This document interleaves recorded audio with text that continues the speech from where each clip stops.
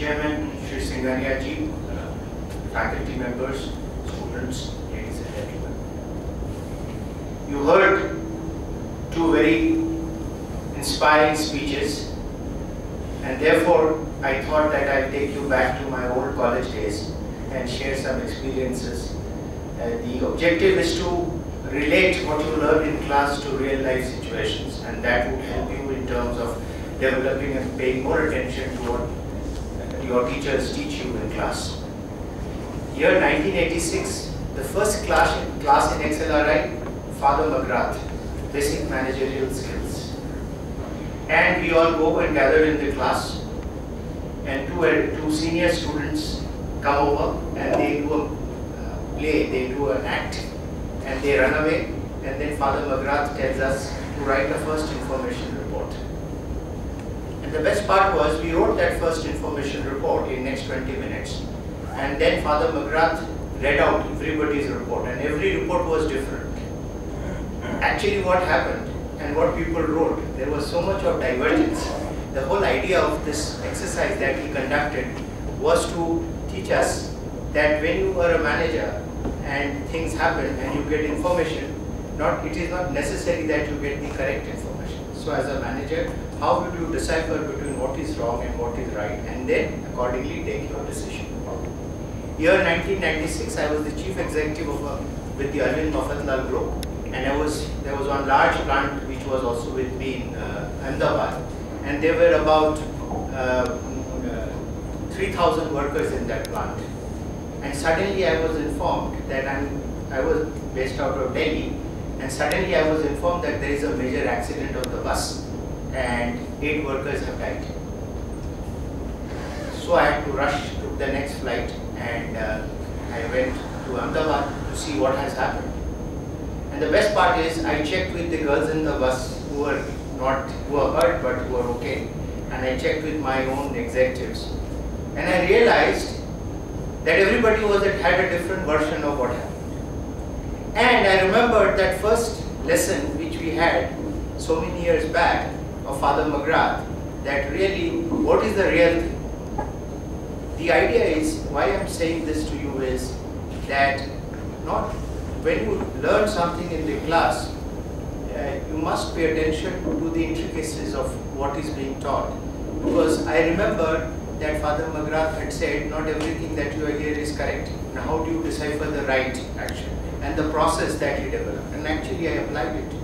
And the reason I am sharing this with you is that it would be good for all of you to kind of build up a relationship with your teachers, your faculty, in a way which is a lifelong relationship. And I must tell you that Dr. Devi Singh has been my professor 25 years back, and we both share a fantastic relationship, and that relationship has actually resulted in a lot of good things that we have contributed to the society.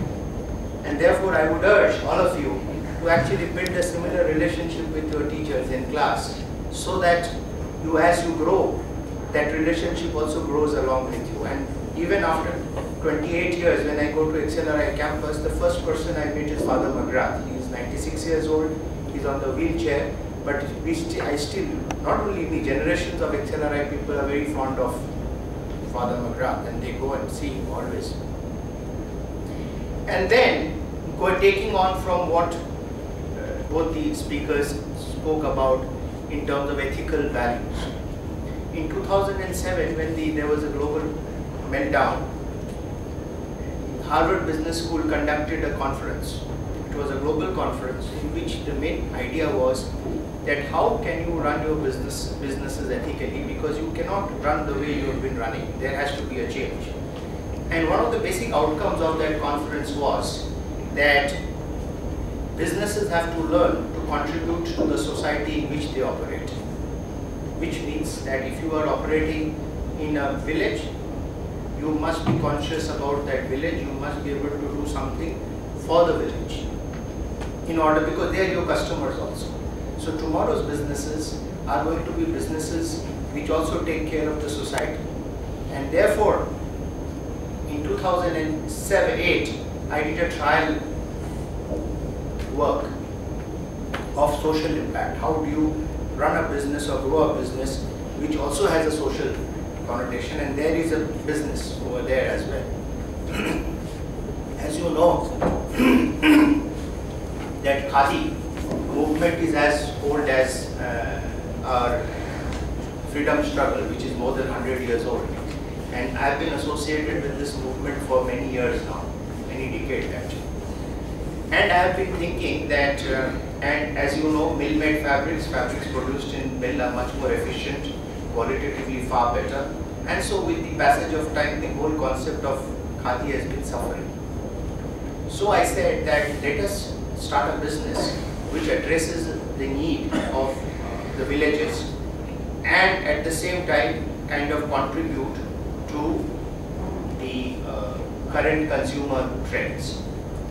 And therefore, we did some work on the fabric, we did some work on processing, and we came up with a brand, including some work which I did with KVIC, Khadi Village and Industries Commission, in terms of the food area of food. So we came up with this product. We said we must have a new brand, we should not call it Khadi because the general connotation of youngsters is Khadi, so won't be that great. Acha nahi hoga, aise hi hoga. So, and I'm sure none of you have ever visited a Khadi store, unless you have been forced to go in to buy something. So we said that let's create a brand wherein we will still employ people. The processes, we will make some changes in the processes, we'll do some contribution to design, and then we'll build the brand. And you'll be very happy to know that in 2008 we launched a brand called Ek Matra with one store in India.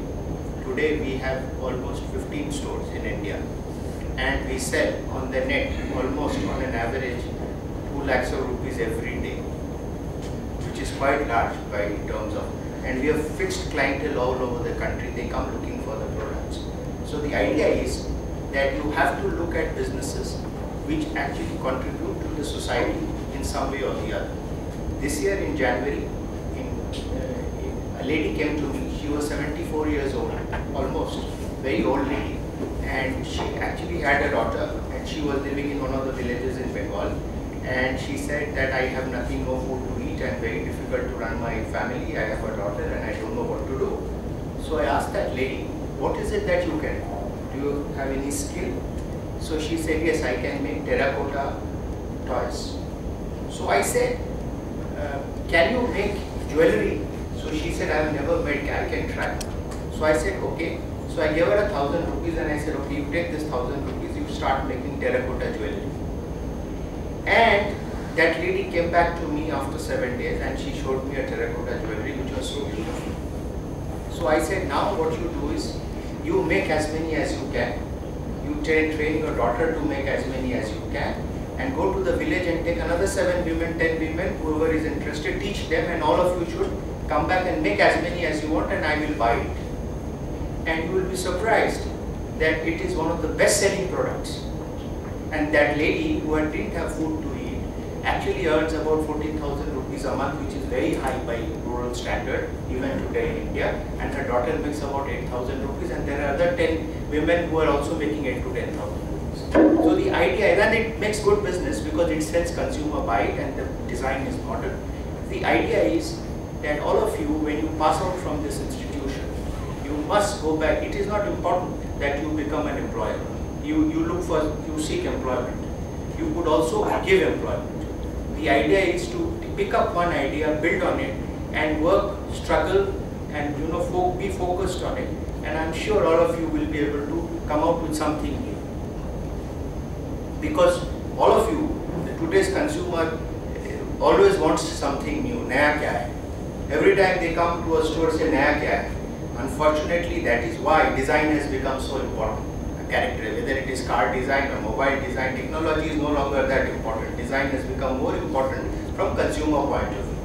So because the consumer keeps asking, Naya kya hai? Naya kya hai? So that Naya word is actually a function of high quality design and continuous delivery of designs. So design has become very important. And therefore, all of you, there is an opportunity lying there ahead. All of you should really try and see what you can get out of those opportunities. try to convert concept into execution. And one such example is this example that I gave you on CSR, is a concept which emanated out of a Harvard Business Review article by Michael Porter called Corporate Shared Values. Corporate Shared Values is an outcome of 2008 Harvard Business School